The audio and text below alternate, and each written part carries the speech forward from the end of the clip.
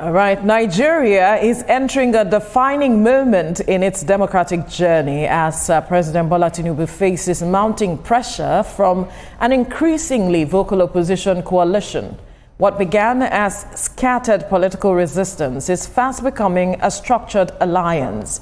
President Tinubu, for his part, has maintained a firm stance, defending his policies as necessary steps towards long-term national stability and economic recovery.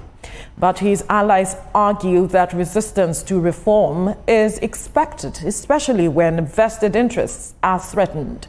As this standoff unfolds, the choices made by both sides may determine not just the future of a presidency, but the strength of and direction of Nigeria's democracy. Joining us for this conversation is a former House of Representatives member and a politician, Honorable Adekunle Abdulkadir Akinlade. Good morning. Thank you for joining us. Good morning. Thank you for having me. Great.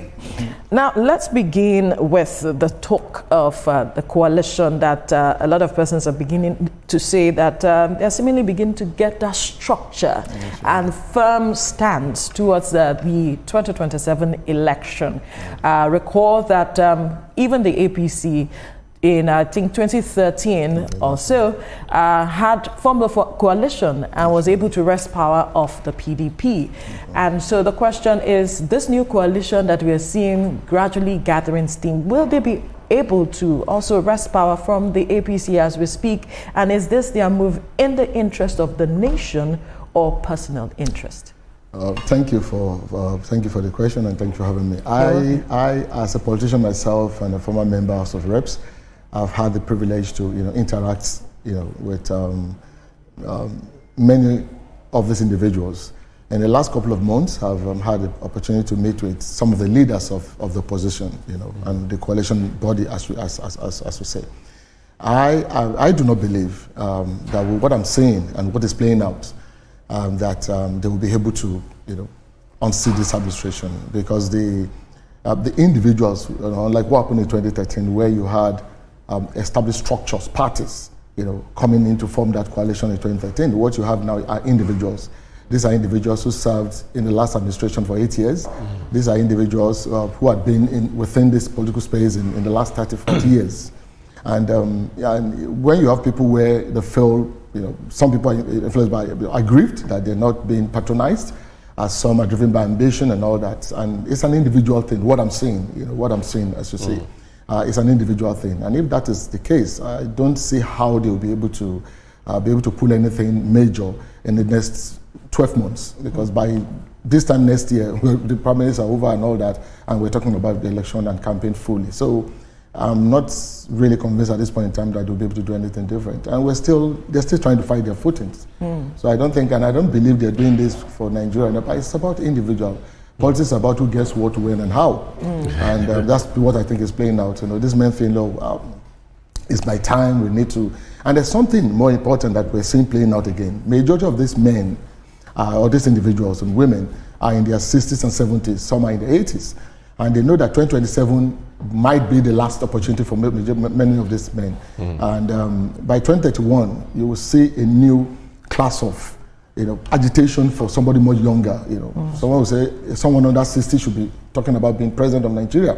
So with these people, these individuals know that the way things are playing out, 2027 might be the last opportunity for them. So these are desperate moves. Interesting.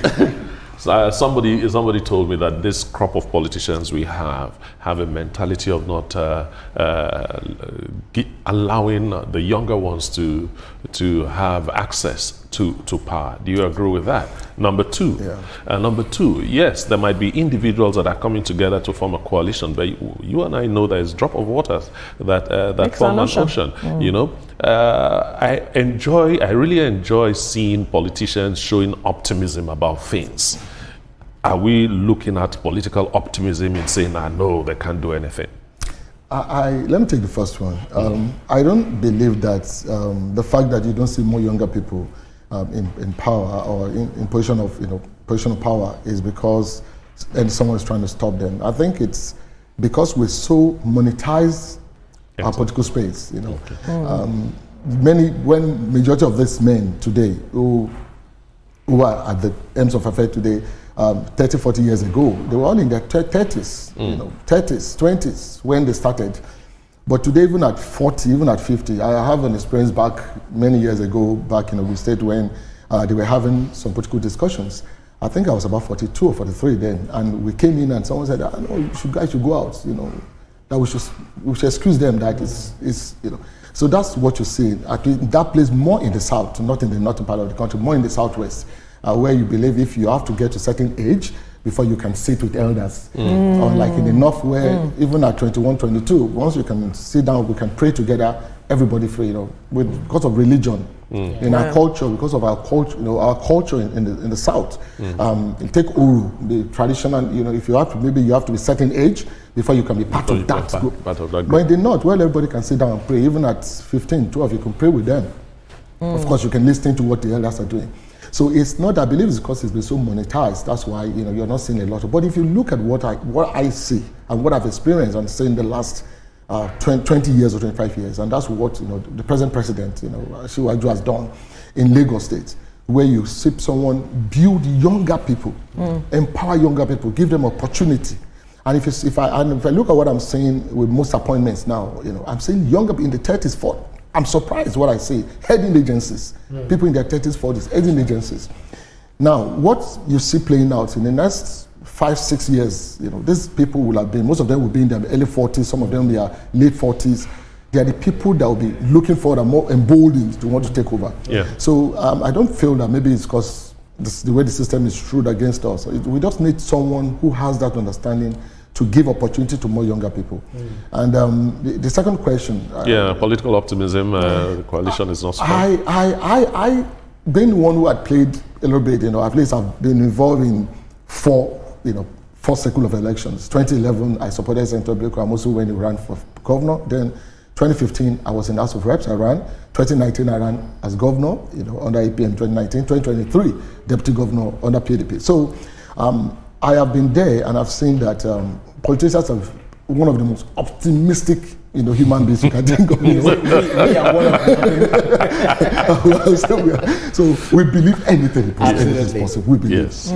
Even when it's staring you in the face that it's not possible. Because there are two set of people: the one with ambition and the one that lives on your ambition. So there are people who will tell you that it is possible, even when they know it's not possible, because that is where they get the means of livelihood. Yes. You, as the one who has ambition, all you need to do is to surround yourself with people who want to tell you what you want to hear, even when it's not possible. So, and that's the way I see things play out. That it's going to be very, very difficult. Right. And speaking about coalition, if you look at the key figures, like Atiku Abubakar, Nasir El-Rufai, Peter Obi, including Amechi, who recently said that he is hungry, even after allegedly paying about 30 million naira, for a hall where he made that statement. So, you could imagine, saying that, he is hungry, Nigerians are hungry, and all of that. Do you not feel that the oppositions, as well as even Afenifere, which the presidency, responded to lately, that they are weaponizing poverty, looking at the economic reforms and emphasizing on the maybe what they consider the disadvantage or the bad side of the economy, and closing their eyes to the gains that is being recorded by this administration? For me, being a major player in the sector, is that most of the things you hear is politics, really. In every election cycle, people, those in government want to, of course, consolidate what they hold. Those who are outside want to come in. So you will say anything, they will throw anything, tantrums, and they will call names, and immediately the elections are over, you see that all this noise are going to simmer. There is no way we can, we live in a country, because I was talking to somebody earlier on when we sat in there, and I said, we live in a country where majority of these men, I don't want to mention names, benefited immensely from the way the economy was to get us here. Most of these men do round tripping, they go to CBN, they get dollars, they don't produce anything. Arbitrage. They just go, they take the dollar, they give it to people, they sell it, they make money, make millionaires overnight. Most of these men have wives, women, in Dubai, in London, in America, that and immediately they're out of government. They can't sustain that lifestyle. They can't sustain it, you know. So the first thing they do is to try to see how they can discredit the government power and see how they can find their way back. So it is not because the system or the policies are not working. Even if you have to, I'm a farmer. I procure a land, we still need to clear the land, we need to plant, we need to, you know, it takes time process for you to get the yield. You know, you need to put fertilizer, you need to water, you need to get farm workers. So you need to build, you know, think about how do you store the yield, how do you get to the market. Okay. And that's exactly what's happening. You know, we have today, you know, a government that has a clear understanding of these facts and say, somebody has to make that difficult decision, which he has done. So all we need to do is to wait to see the yield of you know, it's just 2 years, you know, and you can. Most of the difficulty we find today is not because the government is not investing in agriculture. Take what's happening in the north. You know, this is in the last, as I can remember, majority of our food comes from the north because of the insecurity. It's not because the military is not doing their best, so there's no money being you know, released for the ministry, but some of the studies I've heard is that with the influx of, you know, non-Nigerian Fulanis coming into, of course, the challenges in the Sahel region. I was talking about it with data. For those who know, only 30%, Muammar Gaddafi, you know, when he was alive and all that, had more than 29 military armories in the desert. Only 30% of the Libyan army were Libyans. The other 70% were from Mali, from Chad, from Niger, and all that. Immediately, you know, the man was killed. The armies were disbanded. All these people had been trained. I was told that for you to get an AK-47, one head of cow will give you an AK-47. That is how porous. Now, these people are coming. We have no borders in the up north. These people are coming down because of climate change, of course. You know, these people are coming down, you know, with the animals. There's more than 40 million animals and people coming to, you know, are coming down south. They are not going back. Now, with that happening, of course, it's going to affect farming. It's going to affect when people can't farm, people can't go to their farm, people can't do anything. Of course, there'll be less food being produced. So no matter how much you put into the economy, it's going to take time for us to see results. So I believe, and they know, these people know. And I was telling someone the other day, was saying that I'm from Ikpokia in Ogun State. There are Yoruba-speaking people in Benin Republic. But if someone crosses the border and we chat and he says, car or money, I know this is not Anogo, this is not Nigerian Yoruba, this is French Yoruba. Yes. And that means if you want to stop such people, you want to stop this crime, you know, what's happening now is for us to profile them, get them, stop them, profile them. Now, are we ready in the north to profile the non-Nigerian Fulanis? Because the only way to do this is to identify them. If you see the Megada and the speaks on, I can know this is not Nigerian Fulani. Take them out, put them somewhere, or profile them, take their fingerprints, their DNA, take everything, and have a profile for them so we know who they are, where they are. Now, the Constitution does not allow that, because how do you now pick? That means you have to stop every Fulani man on the road before you can now speak to them. Discriminatory. And that is that the Constitution. So they know the challenge is not that the military is not doing what it's supposed to do. They know that the challenge is not because investments are not being put where the investments are. They know, but of course, all playing politics. And I don't believe there's anything different they can do. None of them is going to do anything different. None of them.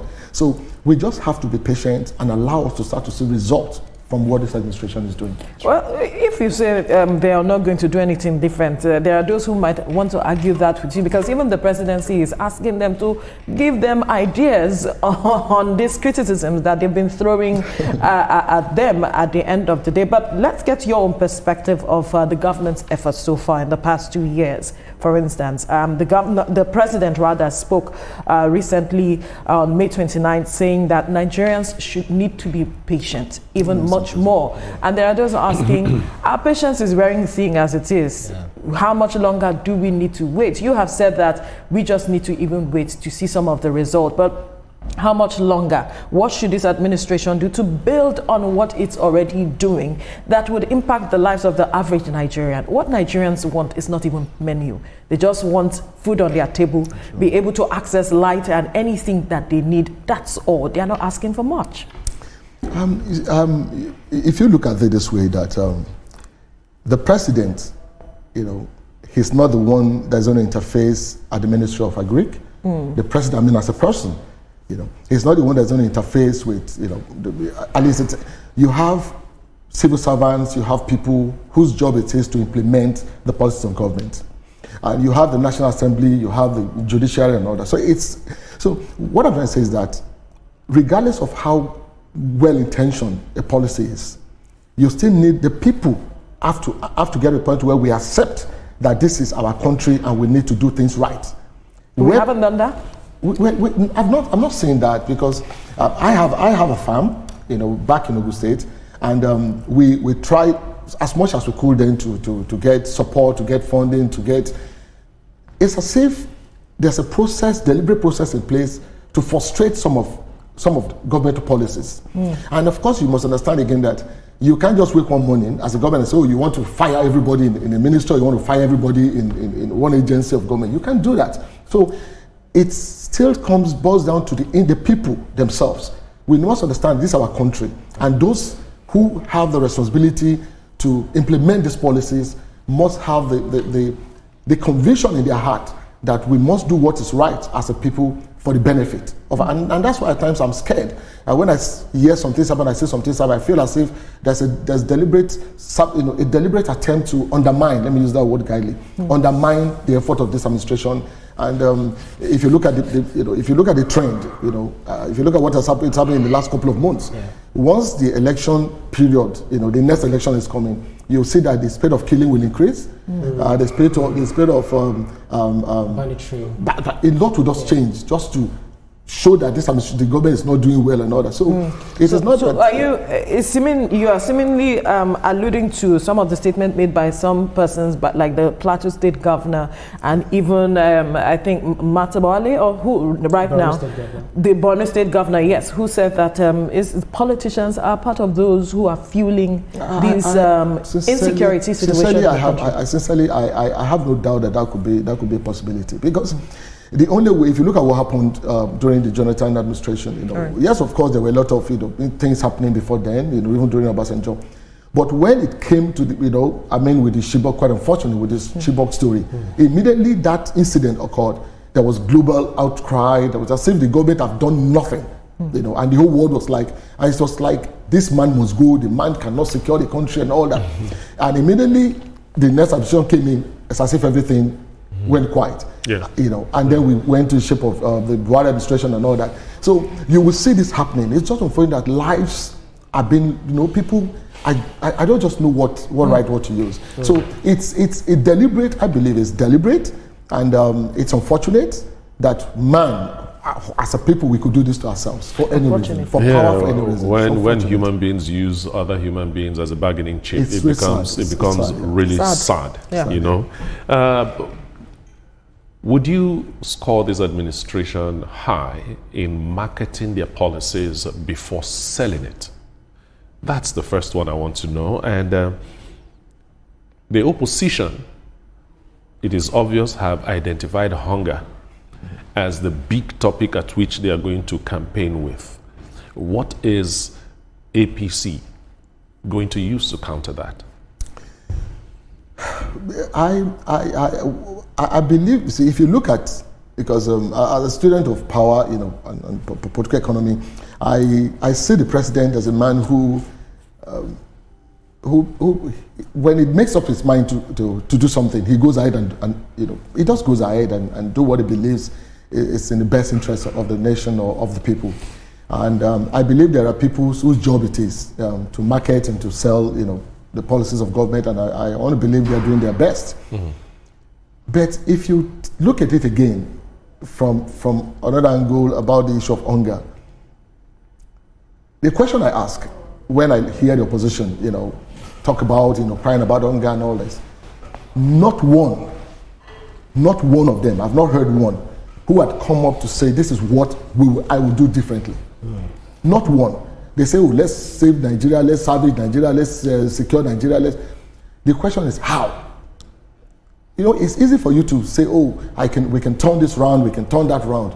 The question is, how will you do it?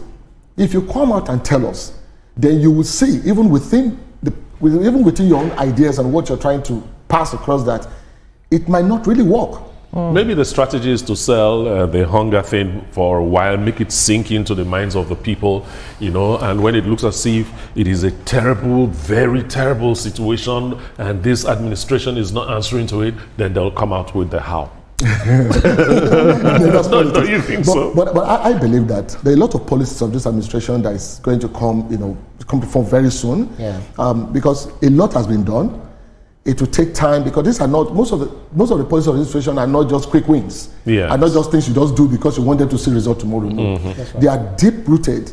Most of the policies, most of the initiatives of this administration are deep rooted in terms of every investment in agriculture, every investment in education, every investment in health and all that. So these are not things you will see overnight.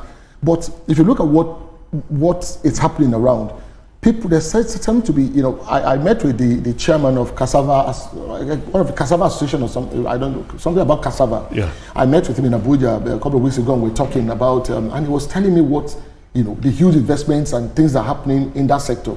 Now, these are not things that you can plant this morning and you see the yield next tomorrow. Yeah, it takes a but you process. look at the hectares and hectares, thousands of hectares of land that are being cultivated at present.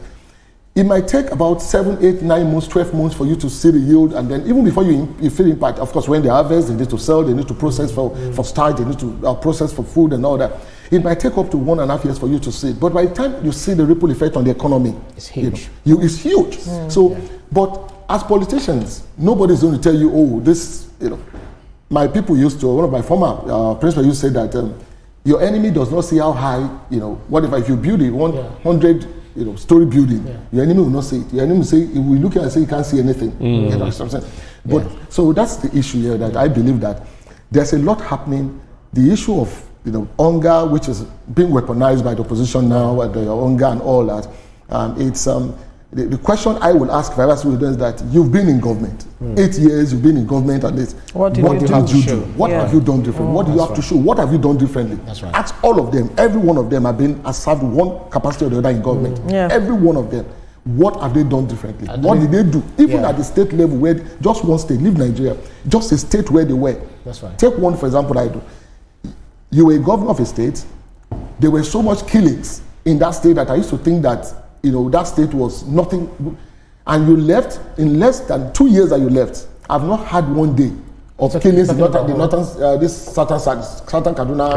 I've not had anything. Oh, you're talking about El-Rufai. So you need to now look at these individuals that, tell me, what do you think are you going to do differently? That's right. Very quickly, because of time. If you look at the APC, they've actually endorsed the president, Bola Ahmed Tinubu, and they are actually, whispers of dissatisfaction among the key party stalwarts and governors, especially from the Northwest and the North Central. Do you not feel that this, are you sensing a threat, from within the party that might, threat to rebellion from within the party, which might eventually force the president to, contest the primary? I do not see that. I do not see that happening. The APC is a family. For those who understand, maybe those who come outside the progressive into, those from outside into the party might not understand how the progressives work. I don't see any threat. The president is doing very well. The president had the full support and confidence of every member of the party. I have no doubt in my heart that the party will stand by him. I have no doubt. All these things here are distractions from the, from the opposition. I have no doubt. His position is very clear. He has clear vision in what he wants to do for the country, and he has capable hands around him. Of course, he has. From time to time, you need to rejig, which is natural. You need to rejig and all that, to get more hands, new hands, to get things moving and going. But I don't think at the party level that anyone anywhere will say, oh, why, for those who understand, except you're not a progressive. If you're a progressive, you understand how things work in the progressive. And it has always worked perfectly for How are they able to work together as a family? Because some other parties are finding it difficult to move as one. Because they are not progressives. That's what I'm trying to say, that the progressive family has there's something about the way they think, an ideology. You have a head and you have everybody that believes, like a democracy where people have to submit their liberty, submit their, to one individual to be able to lead. And even if you look at ants, as small as they are, there's one that needs. And that's why you see coordination. This is just ants. There's coordination. You see them moving because there's one leading. That's progressive for you moving.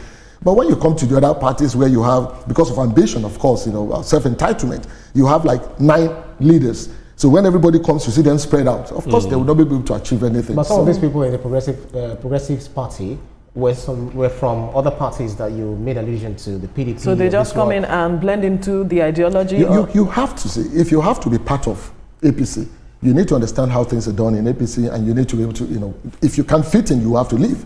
If you see anybody who is asking too much questions, it's because that person isn't built to fit in that system, and that's why they actually. Because there are concerns that Nigeria is heading towards a one-party system, one-party progressive state. A lot of them are now, moving over to the APC, but our time is up.